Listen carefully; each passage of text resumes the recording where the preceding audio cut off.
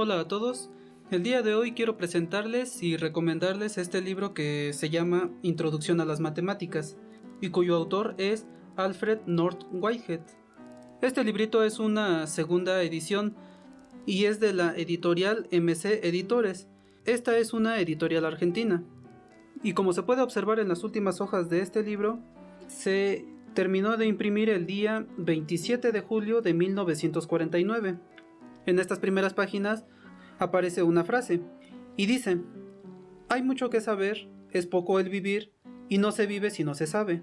Hombres sin noticias, mundo a oscuras. Y esta frase fue escrita por Baltasar Gracián. Al principio aparece una nota que dice: Alfred North Whitehead nació en Inglaterra el 15 de febrero de 1861. En esta otra página, en la página legal, dice que el título de la obra en inglés es An Introduction to Mathematics. Y además dice nota preliminar por Manuel Balanzat. Y también aparece este otro dato, que la fecha de la primera edición fue diciembre de 1944. La nota preliminar, como acá había dicho, fue escrita por Manuel Balanzat. Y buscando un poco por internet, encontré que Balanzat fue un matemático español que fue exiliado de su país durante la Guerra Civil, y que cuando salió de su país se refugió por un tiempo en Francia para después irse a vivir a Argentina. De hecho, Balanzat fue un contemporáneo del matemático Julio Rey Pastor y de hecho recibió la ayuda de Rey Pastor. En la nota preliminar se hacen algunos comentarios históricos y en donde se hace hincapié en que la matemática en el tiempo en que se escribió este libro pues estaba pasando por un tiempo de crisis. Esto por las paradojas que George Cantor pues había presentado, y lo compara con la crisis por la cual pasó el cálculo cuando se trabajaba con infinitesimales.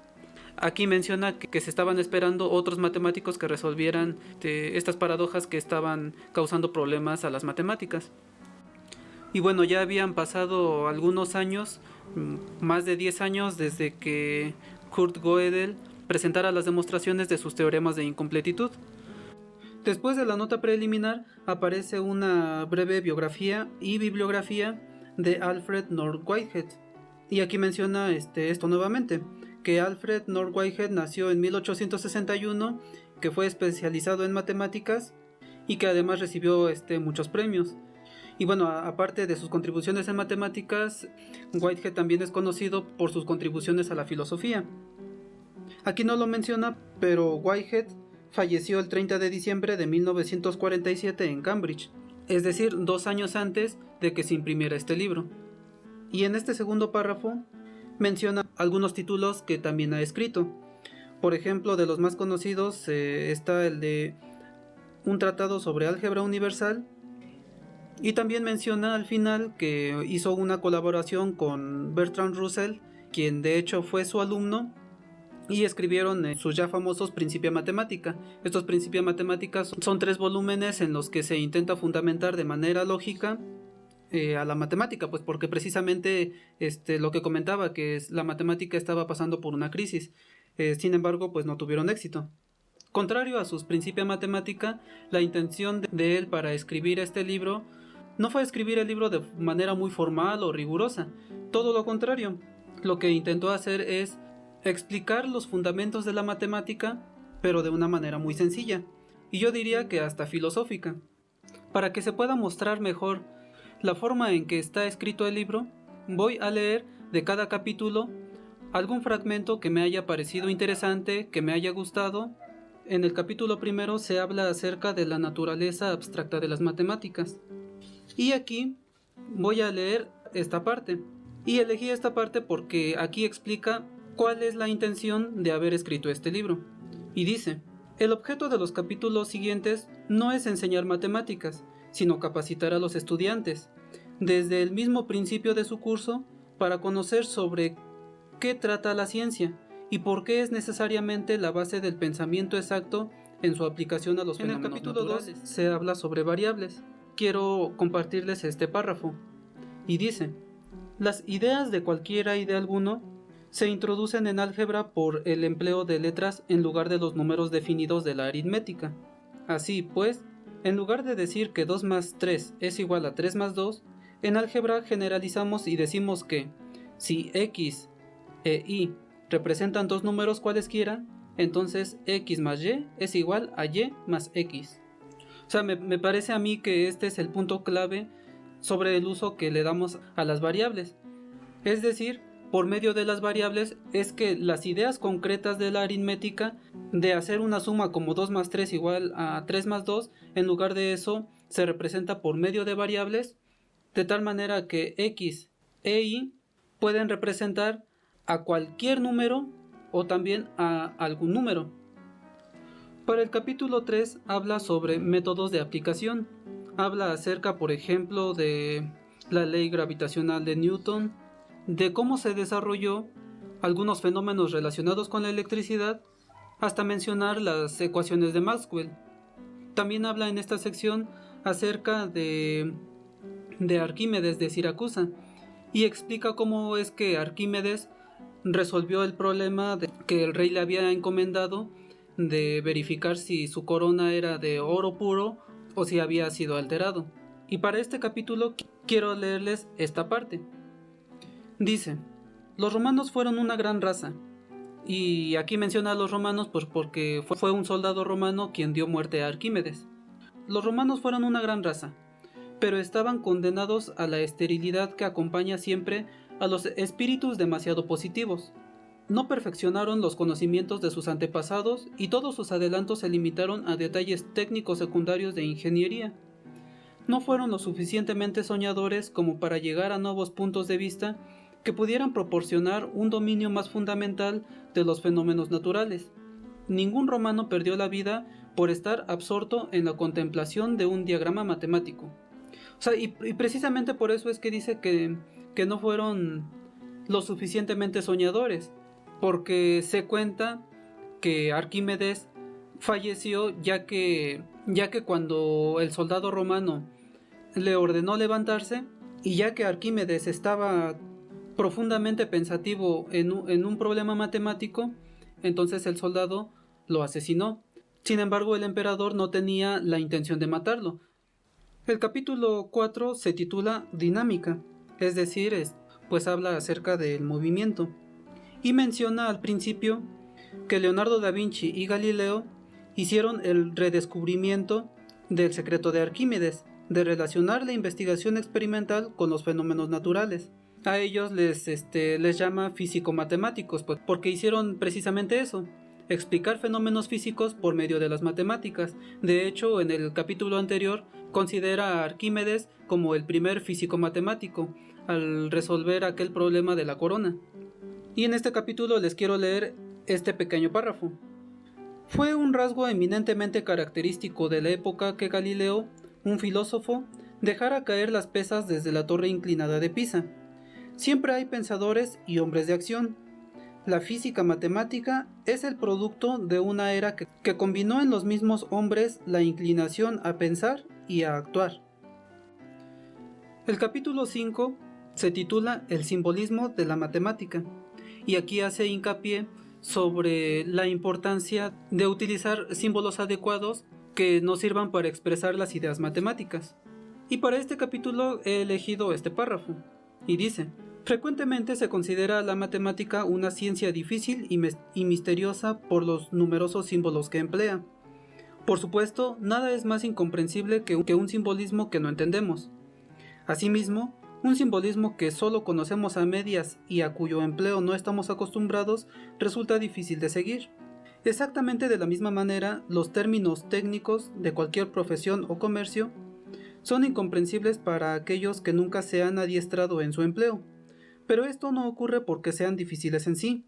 Por el contrario, han sido introducidos invariablemente para hacer las cosas más fáciles. Del mismo modo, en matemática, descontando que dedicamos alguna atención a las ideas matemáticas, el simbolismo representa invariablemente una simplificación inmensa, no solamente de empleo práctico, sino también de gran interés, porque equivale a un análisis de las ideas sobre el tema, y poco menos que a una representación gráfica de las relaciones existentes entre las mismas. Luego, para el capítulo 6 se habla acerca de generalizaciones del número. Así que aquí habla acerca de cómo es que se fueron dando algunas ideas tales como los números negativos. También habla acerca de los números racionales, es decir, los números fraccionarios, y también acerca de los números irracionales. Y aquí quiero leer este párrafo. Dice: los matemáticos tienen una costumbre curiosa para los que se ocupan de encontrar significados, pero muy conveniente en la práctica, de emplear los mismos símbolos en sentidos diferentes, aunque relacionados entre sí. A su juicio, el único requisito indispensable de un símbolo es que, cualesquiera sean sus posibles variaciones de significado, las leyes para su empleo sean siempre las mismas. De esta manera, hace un ejemplo y dice: como se debería describir esta igualdad es diciendo más 3, con paréntesis, más, luego paréntesis más 1 es igual a más 4. Sin embargo, para evitarnos de todos estos símbolos, mejor todo eso se resume en escribir 3 más 1 es igual a 4. Y todo mundo entiende esa operación perfectamente bien. Luego, en el capítulo 7 habla acerca de los números imaginarios.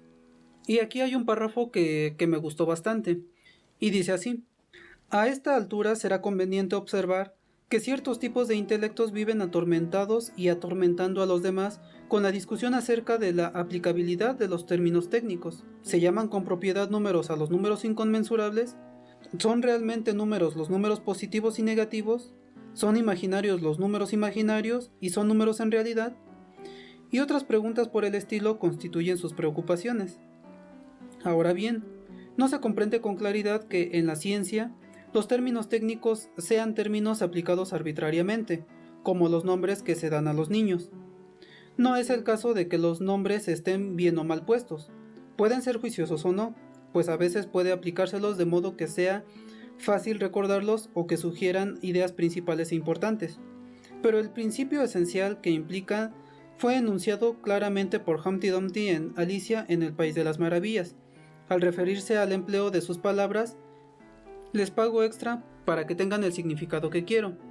De manera que no nos preocuparemos porque los números imaginarios sean o no imaginarios, o porque sean o no números, sino que consideraremos al término como el nombre arbitrario de cierta idea matemática, que trataremos de aclarar a continuación. Lo que esto dice, según entiendo yo, es que los nombres que se utilizan en matemáticas, tales como función, tales como continuidad, tales como número entero, o como derivada o como integral, lo importante no son esos nombres, ¿no? Lo importante es el significado que nosotros le demos a esos nombres. Y más adelante en este capítulo hace un desarrollo de cómo es que se puede operar con números imaginarios. En el capítulo 9 se habla acerca de la geometría de las coordenadas, esto es, de la geometría analítica.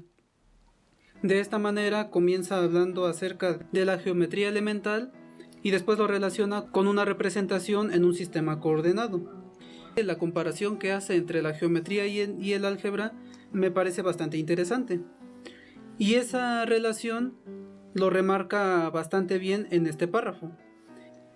¿Qué clase de lugar geométrico corresponde a las formas algebraicas más comunes? Por ejemplo, la más simple de las formas algebraicas entre las de tipo general es ax más b por y igual a c. El tipo de lugar geométrico que corresponde a esta ecuación es una línea recta, y recíprocamente a cada línea recta corresponde una ecuación de esta forma. Es una suerte que el más simple de los lugares geométricos corresponda a la más simple de las formas algebraicas. Para el capítulo 10 se habla acerca de las secciones cónicas. Cuando los griegos estaban estudiando a las secciones cónicas, pues no lo hacían para resolver algún problema en específico, es decir, no es como que hubiese alguna aplicación para esto. Y de estos comentarios es que quiero leerles este párrafo, que dice: ninguna advertencia puede ser más impresionante para aquellos que limitarían el conocimiento y la investigación a lo que es aparentemente útil, que reflexionar sobre el hecho de que las secciones cónicas fueron estudiadas durante 1800 años puramente como una ciencia abstracta, sin otra mira de beneficio que el ansia de conocimiento por parte de los matemáticos, y que luego, al fin de este largo periodo de estudio abstracto, se descubrió que constituían la clave que permitiría llegar a conocer una de las más importantes leyes de la naturaleza. En el capítulo 11, en el que se habla sobre funciones, aparte de explicar la idea de función, se centra bastante en explicar la idea de continuidad de funciones. Y quiero leerles este párrafo. Dice: toda la diferencia entre la antigua y la nueva matemática estriba en el hecho de que los términos vagos medio metafóricos como gradualmente no se tolerarán ya en sus enunciados precisos. La matemática moderna solo admitirá enunciados, definiciones y argumentos que empleen exclusivamente las pocas ideas simples acerca de número, magnitud y variables en que está fundada la ciencia. Luego, en el capítulo 12 se habla acerca de la periodicidad en la naturaleza, y habla precisamente de esto, de que en la naturaleza muchos de los fenómenos son fenómenos periódicos, fenómenos como el día o la noche, o sea, fenómenos que se están repitiendo continuamente, los latidos del corazón. La misma luz, como ya sabemos, es una onda electromagnética que se propaga en forma periódica. Los objetos tienen características de periodicidad que son propias del material, y está aquel ejemplo de que cuando se tiene a un conjunto de personas que están marchando al lado de un puente, que es mejor romper marcha para evitar entrar en resonancia y no se derrumbe el puente. Luego, en el capítulo 13 habla acerca de la trigonometría, y es que, como ya sabemos, son las funciones seno y coseno las funciones que se utilizan por excelencia para el estudio de fenómenos que son periódicos. De hecho, este capítulo lo termina con aquel teorema de Fourier en el que se dice que una función se puede representar por medio de sumas infinitas de senos y cosenos. Otro dato que me pareció curioso es que en esta sección de trigonometría habla acerca del valor de pi, y dice: los matemáticos pueden calcular pi fácilmente, con cualquier grado de exactitud que sea necesario, del mismo modo que puede calcularse la raíz de 2. En realidad se ha llegado a establecer su valor con 707 decimales. Me parece esto curioso por dos situaciones. La primera es que aquí dice que se ha llegado a establecer su valor hasta con 707 decimales. Sin embargo, alrededor de esos años, un matemático descubrió que esos 707 decimales no habían sido calculados correctamente, y de hecho él calculó alrededor de 800 dígitos que pues sí eran correctos. Entonces este dato que da aquí pues en realidad era erróneo. Eso es por un lado. Y por otro lado, me parece sorprendente la diferencia de esta cantidad de decimales que se tenía en este tiempo, que era alrededor de 1944, con la cantidad de decimales que hoy se pueden calcular. Es decir, en el tiempo de los griegos se podían calcular a lo mejor 6, 7 y pocos decimales más del valor de pi. Y pasaron miles de años para que se pudiera ahora calcular hasta 707 decimales, o como decía hace un momento, hasta 800 decimales. Pero de esta fecha de 1944 al día de hoy, que estamos en 2022, o sea, no han pasado ni siquiera 100 años, y la cantidad de decimales que se pueden calcular hoy en día pues es abismalmente superior. Es decir, hoy día se conoce con billones de cifras de exactitud. Ya al final en la bibliografía menciona 4 libros que recomienda como un estudio posterior al haber leído este libro, y para quienes están interesados en estudiar a mayor profundidad o de forma más técnica los métodos y los conceptos de la matemática. Y además hace algunas observaciones sobre cómo es que se debería de estudiar esta ciencia. Así que esto es todo por hoy y te espero en el siguiente video. Hasta pronto.